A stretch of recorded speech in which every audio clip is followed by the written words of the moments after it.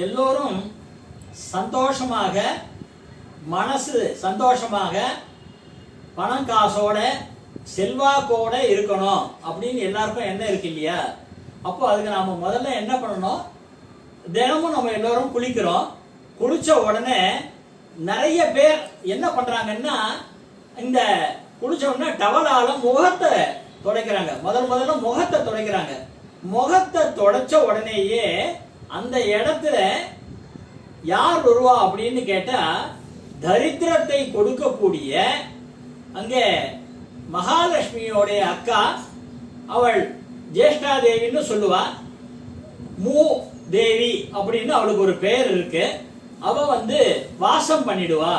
அப்படி வரும்போது உங்களுக்கு என்ன ஆகும்னா, உங்களுடைய வாழ்க்கையில் பல கஷ்ட நஷ்டங்கள், அதே மாதிரி பணங்காசெல்லாம் நிறைய இருந்தும் திடீர்னு எல்லாம் குறைஞ்சி போய் ஒரு வறுமையான சூழ்நிலை இருக்கும். பணங்காசுக்கு கஷ்டப்படுற நிலை இருக்கும். இத மாதிரிலாம் இருக்கும்.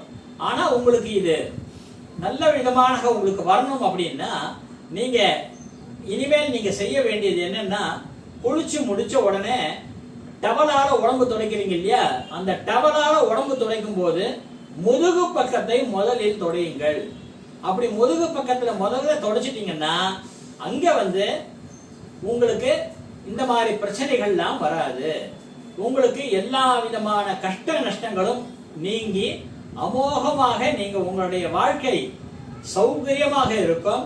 உங்களுக்கு எந்த இடத்துல உங்களுக்கு மகாலட்சுமி உடைய அருள் கிடைக்கும் அப்படின்னா, நீங்க முகத்துல எடுத்தோன்னு தொடச்சா மகாலட்சுமியோடைய அருள் வராது.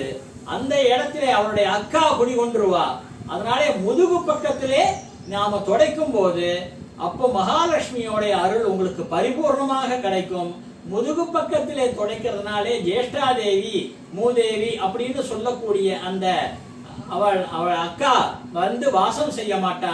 உங்களுக்கு தரித்திரமும் இருக்காது அப்படின்னு சொல்லி உங்கள் வாழ்க்கை இனிமேல் அமோகமாக இருக்க எல்லாம் வல்ல ஸ்ரீ லக்ஷ்மி நரசிம்மனை பிரார்த்தனை பண்ணிக்கிறோம். ஓம் நமோ நாராயணா.